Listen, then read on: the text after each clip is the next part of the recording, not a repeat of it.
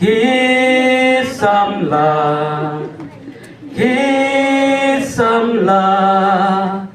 hidaykan kalawe jongkari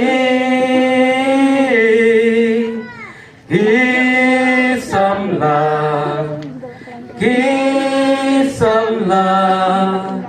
hidaykan kalawe jongkari ngakon ya ki noyelam jongka unit mopran bakin simti ya kalama rin kata kin suandra hane hajarong rensan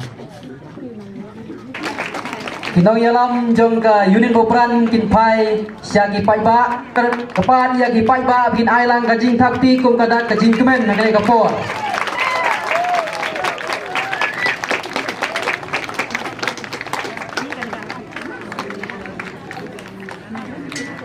Pada kene kapor ngakarpat ya kinoyelam jongka unit mopran bakin sobha ban khliap ya kalama bahir kata ndak lade ban khliap ya kalama ngakarpat ya ki bakin IT ya kene kalama syai SYD jongi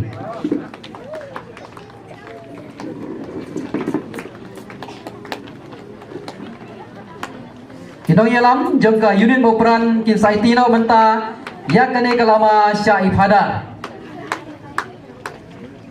soba ailang gajing takti nangta kene gajing job jam kene get together kabang yui bakalong sya kabajok bani kapor ngakot ya kinoyelam jongka subdistrik Pulusla katai presiden baskiteri begindon hakamat bani kapor ngakarpat ya ifadar ban IT ya kene kalama sya kinoyelam jongka subdistrik Penusla Tengalang gajing takti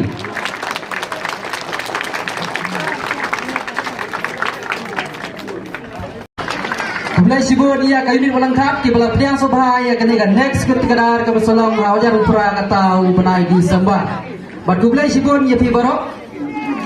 tenandon ai bandom hello sabla hang bidin kong ada ta gajing sungu bakrau ya ulai terkena Ublani belum semua ayang ni kami pakai pakai berkam tam akan ni kesini bakal pang mentah bakal long kesini ke bajab ni orang nang kumlai sibun ke try jisu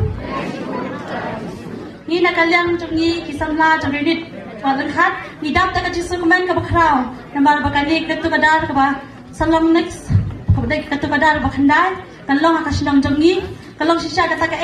kecing kerpu ke bakrau yang senang kata macam ni tangi pedang supai pi para samla barok yang ketu kadar keban salong nek kesenang jongi pinso pha menyawan paro syakati kesenang ke jongi ha ajar apupra Tengah kapor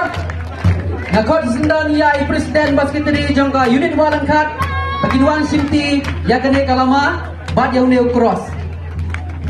tigarpat ya presiden jongka subdistrik Pulusla ban IT no sindan ya kene kalama sekinoyelam jongka unit walangkat pengailang gajing takti Pada kaju berukam ngakot biang ya kinoyelam jongka unit walangkat ban simti ya neu cross namta kene ke next get together